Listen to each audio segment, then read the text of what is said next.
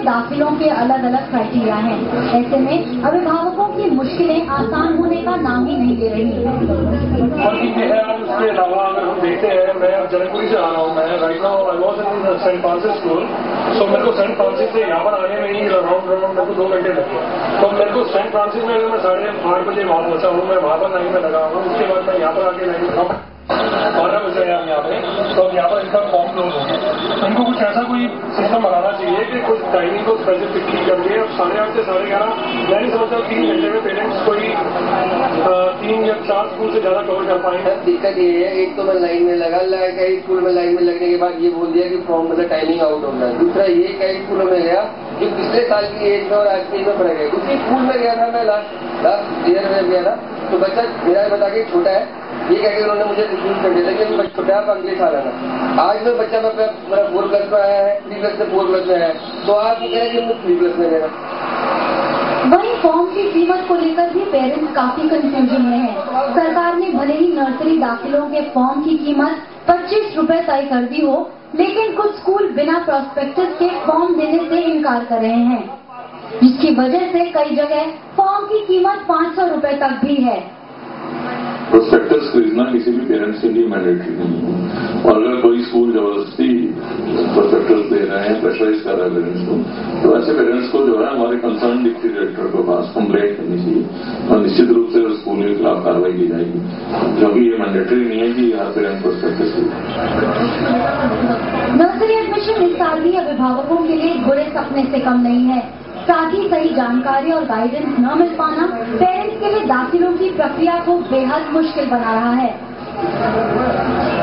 कुमार कुणाल के साथ पलक शर्मा, दिल्ली आज तक। तो जिस चीज का डर था आखिरकार वही हो रहा है। स्कूलों की मनमानी जारी है, पेरेंट्स कंफ्यूज है, क्या करें, किसके पास जाए शिकायत लेकर। ये तमाम मुद्दे हैं जिनको इस वक्त सुलझाया जाना बेहद जरूरी है। इसके बारे में हम करेंगे चर्चा। हमारे साथ मौजूद है हमारे खास मेहमान सुमित वोहरा, जो कि एनजीओ एजुकेशन फॉर ऑल से हैं। सुमित, आपका स्वागत है हमारे स्टूडियो में। सबसे पहले लगातार जिस तरीके से पहले जो फैसला आया था, जब ये कहा गया था कि स्कूलों को खुली छूट दे दी गई, उस फैसले का मतलब ये था सीधा आज जबकि फॉर्म मिलने की प्रक्रिया शुरू हो चुकी है, पेरेंट्स को मुश्किलें क्या क्या आ रही है, पहले आप ये बताइए। पेरेंट्स को मुश्किलें ये आ रही है, एक तो पहले जो फॉर्म्स मिल रहे हैं उसमें जो हमारी गवर्नमेंट ने डिसाइड किया था, आरटीई के अगेंस्ट 2 ही मेन मुद्दे हैं जो एसेंस है। एक तो ना आप पेरेंट्स की एजुकेशन पूछ सकते हैं जी, ना उनकी इनकम पूछ सकते हैं जी। ज्यादातर फॉर्म्स में ये पूछा जा रहा है, ठीक है। दूसरी बात है, कई स्कूल हैं सुबह ऐड निकालते हैं न्यूज़पेपर में कि फर्स्ट कम फर्स्ट सर्व पे हम आपको फॉर्म देंगे, और जब पेरेंट्स वहां पहुंचते हैं तो वहां पे धक्का मुक्की होती है, वहां फॉर्म खत्म हो चुके हैं। तो ये तो 2G स्कैम की तरह है कि सब कुछ मैनिपुलेटेड है। अगर आप फेयर हैं तो आप 1 दिन पहले ऐड निकालिए, 2 दिन पहले ऐड निकालिए जी। उसके बाद जो पेरेंट्स हैं उनको जो सीटें हैं, एक जो एवरेज स्कूल है जहां पे 4 से 5 हजार एप्लीकेशन आती हैं, वहां पे एक जनरल क्राइटेरिया से 35 से 40 से 50 सीटें रह गई हैं, ठीक है। एक आदमी जो सुबह एक फॉर्म की लाइन में लगने जाता है, सुबह 8:30 से 8:30 अगर स्कूल खोलते हैं, वो इतनी लंबी लाइन होती है, वो सिर्फ एक ही फॉर्म खरीद पाता है जी। और इसके अलावा हर स्कूल ने अपने मनोरंजन के क्राइटेरिया रख दिए हैं, which is against the totally guidelines, जो मुझे नहीं समझ आया कि डीओई ने उनको देख के अप्रूव करके पास किया है या फिर उन्होंने बिना ऐसे ही फॉर्म को उन्होंने रिलीज कर दिया है जी। फॉर्म के लिए जो पैसे लिए जा रहे हैं वो सब स्कूल सही वसूल रहे हैं? नहीं, बहुत सारे स्कूल हैं। मैं आपको एक छोटा सा एग्जाम्पल दूंगा बहुत कम टाइम में। एक हमारे पेरेंट कलीग है अभी एक स्कूल में, इंटरेस्ट स्कूल का नाम है, मैं कहूंगा भी नहीं, तो वहां पर गया, उसने बोला कि मुझे पता करना है ट्रांसपोर्ट आपकी जाती ही जाती नांगलुई, तो उन्होंने बोला कि हाँ नांगलुई ट्रांसपोर्ट जाती है, ट्रांसपोर्ट डिपार्टमेंट के आलू से लगा दिया। तो जब वो फॉर्म खरीदने गए, बोला फॉर्म 500 रुपए का है, तो उन्होंने नहीं कि वेबसाइट पे तो 25 में लिखा हुआ है और 25 रुपए का फॉर्म दिख रहा है। तो जो रेडियो में बैठी थी कहती है कि रुकिए मैं आती हूँ वापस, अंदर से ऑफिस से कहते सॉरी हम इस साल से नांगलुई बस नहीं भेजेंगे, तो उनको बिना फॉर्म दिए वापस भेज दिया। एक जगह फॉर्म लेने गए तो मतलब 300, 400, 500, 600 हो रहा है। एक जगह फॉर्म लेने गए तो लेडी ने ऑब्जेक्ट कर दिया कि आप फॉर्म कैसे भेजें, रूल से बता। उनको ये जवाब मिला कि अगर आप हमारा 500 रुपए का फॉर्म नहीं खरीद सकते तो हमारे फीस क्या अफोर्ड करेंगे। तो जो पेरेंट्स के लिए इतनी हैरेसमेंट है और पैकेज दिया जा रहा है। अब बहुत कम स्कूल है, 1-2 होंगे, कुछ अच्छे स्कूल भी हैं जो दे रहे 25 में, लेकिन हैंडल करने में जीडी गवर्नमेंट का बड़े बड़े बदनामों की बात करो, क्या मतलब ये सब 300, 400, 500 रुपए के फॉर्म बेच रहे हैं। लेकिन यहाँ पर जो हमारे मंत्री हैं लवली साहब, उनका यहाँ पर ऐसा बयान भी आया है। उनका यहाँ पे कहना है कि अगर प्रोस्पेक्टस कोई स्कूल बेच रहा है ज्यादा पैसों में तो वो गलत है और अगर पेरेंट्स शिकायत करें तो उसके खिलाफ एक्शन लिया जाएगा। शिकायत कर रहे हैं पेरेंट्स इसके? ऐसा है कि मैं कोई दिल्ली पेरेंट कम्युनिटी के यहाँ पे शिकायत करना चाहता हूँ, मुझे टाइम दिया जाए, मैं डीएलडी के ऑफिस जाता हूँ, आप मुझे बताएं कहाँ पे बात की शिकायत करनी है, मैं शिकायत करता हूँ। दिल्ली वहां पे लोगों ने शिकायतें भरी हुई हैं, हमारे पेरेंट्स से शिकायत भरी, कोई एक्शन ही नहीं हो रहा। हमें टाइम दिया जाए, मैं जाता हूँ अकेले बोले, एक आदमी जाता है, आपको सारा एजेंडा लेके जाता है, कौन सा स्कूल क्या क्या गाइडेंस आउट कर रहा है, कोई सुनवाई नहीं है। शिकायत की सुनवाई कब होगी? जब एडमिशन होती होंगी, कोई सुनवाई नहीं है। आपको क्या लगता है सुमित, यहाँ पर जिस तरीके से लगातार पेरेंट्स की शिकायतें जो है वो बढ़ती जा रही हैं और सरकार की ओर से बयान तो आ रही है कि आप शिकायत करिए, लेकिन आप कह रहे हैं कि शिकायत करें तो कहाँ करें, तो ये जो बयानबाजी चल रही है इससे ऊपर ही दिखावा है? ये दिखावा है क्योंकि वो कहते हैं कि वेबसाइट पे आप लॉक कीजिए, ठीक है। मैं बोलता हूं कि हमें एक दिन के लिए 5 घंटे के लिए काउंटर खोल दीजिए। अगर वहां पे 1 लाख आदमी इकट्ठा हो गया तो मैं भी फोन चलाना बंद कर दूंगा। रीजन ये है कि कहीं पे आपसे पूछा जा रहा है ओपनली कि आपकी एनुअल इनकम क्या है। सिटीजन स्कूल और प्रेसिडेंट स्कूल और 1-2 स्कूल है, और अगर आप उनसे पूछेंगे कि हमें आपकी प्रेसिडेंट स्कूल को पूछेंगे आपको कि हम आपकी ब्रांच अशोक में हमें वो चाहिए, एडमिशन चाहिए, बारकवन चाहिए, ठीक है, वहां भी 2 लाख रुपए लगेंगे।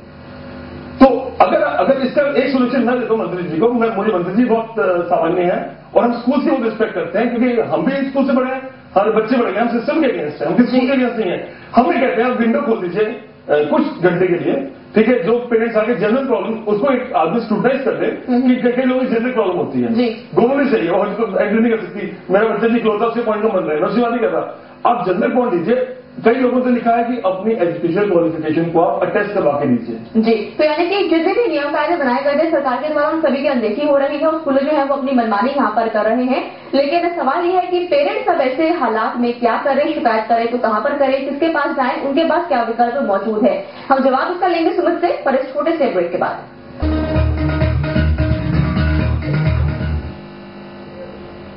ब्रेक के बाद आप सभी का स्वागत है। हमारी खास पेशकश में हम कर रहे हैं बात नर्सरी दाखिले के बारे में और जिस तरीके से लगातार स्कूलों की मनमानी जारी है उसके बारे में चर्चा हम यहाँ पर कर रहे हैं कि पेरेंट्स के पास ऐसे में क्या विकल्प मौजूद है।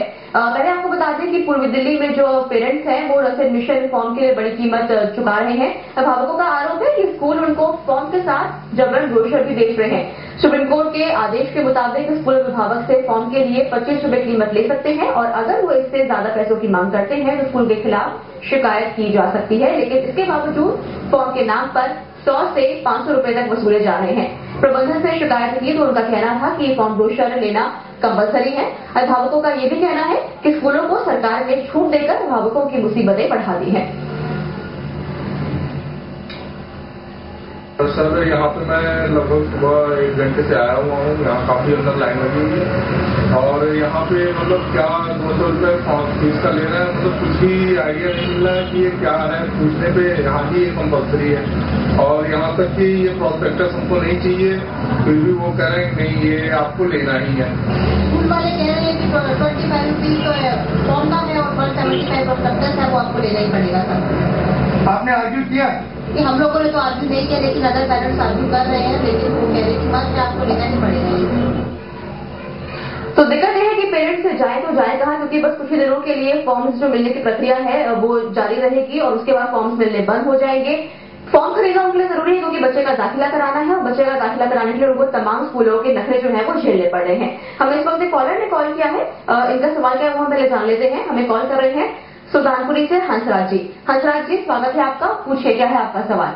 मैडम, मैं लास्ट टाइम की बात कर रहा हूँ। पिछले साल मैंने ना मदर डिवाइन स्कूल है रोहिणी के अंदर जी।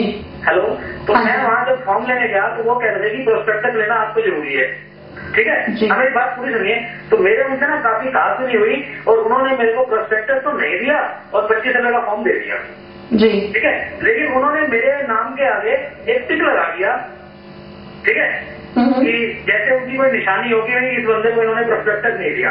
अब होता क्या है कि मैं जनरल में भर रहा हूँ, मेरा एडमिशन नहीं होता मेरे बच्चे का और मेरे बिल्कुल पीछे वाली गली से ईडब्ल्यूएस का एडमिशन हो जाता है।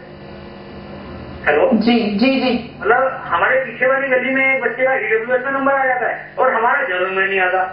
सिर्फ क्या दिक्कत थी कि मैंने जो है ना उनसे जिद की और मैंने मतलब प्रोस्पेक्टस नहीं लिया जी। तो सवाल आपका यहाँ पे क्या है कि क्या प्रोस्पेक्टस खरीदना अनिवार्य है, जरूरी है?